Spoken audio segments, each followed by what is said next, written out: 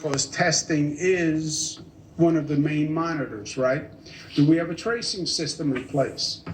We all talk about testing, tracing, isolating. That has to be in place.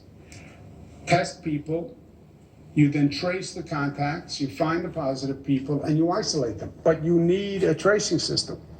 And this is something we've never done before, right? So that system has to be in place. When we isolate people, where do they go? Isolation, once you find the person who's positive, basically you can say to the person, look, you can go home, but then you run the risk of infecting those people in your house, or we could put you in an isolation facility.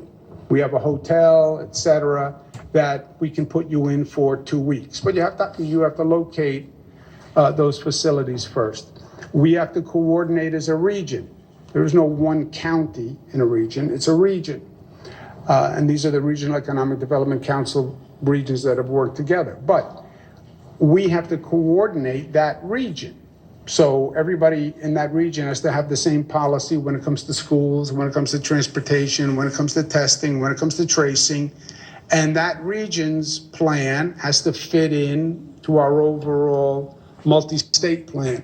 No attractive nuisances. Attractive nuisance is a legal concept where you have a potentially dangerous situation that actually attracts people, normally children, to it. We can't open an attraction that might bring many people from outside the region and then overwhelm people in that region. You have a lot of pent-up demand.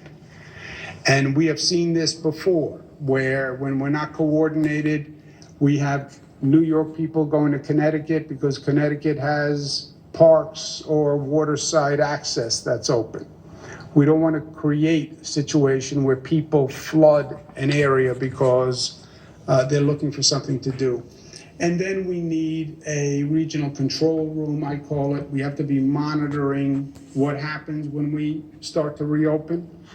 And that entire region has to have a control room function where we're watching what's happening. For those friends who are more graphic, we're going to turn the valve on reopening, turn it a little bit, start to reopen, and then you watch the dials. What are the dials? Hospitalization rate, which we know now, we've been watching that.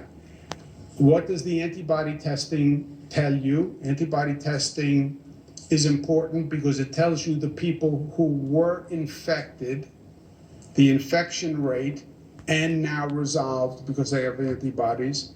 What does the diagnostic testing, which is a different type of testing, tell you? Positive and negative, but what's happening on the diagnostic testing? Those dials will give you the fourth dial, which is the infection rate, what's called the RT rate, the rate of transmission. So turn that valve a little bit.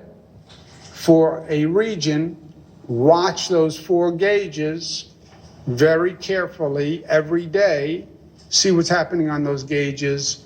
You can either close the valve, open the valve a little bit more, or leave the valve where it is. But when I talk about the regional control room, that's what I'm talking about. Getting that data in to one central place where everybody agrees on the numbers and everybody agrees on what we do the next step. We have medical centers that were built. I spoke to President Trump about this morning. When we were worried about the lack of capacity in the hospital system, the federal government was good enough to send in the Army Corps of Engineers. They did a phenomenal job in building beds quickly. We built a number of facilities.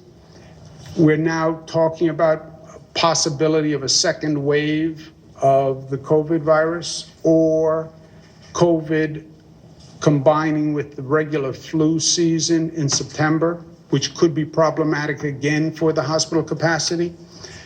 So the facilities that were built, I spoke to the president about leaving them in place until we get through the flu season. God forbid we need extra capacity again. I don't want to ask the federal government to build capacity, then take it down, and then wind up in another problem area. Javits Center, we have to think about, because the Javits Center is in the Javits Convention Center.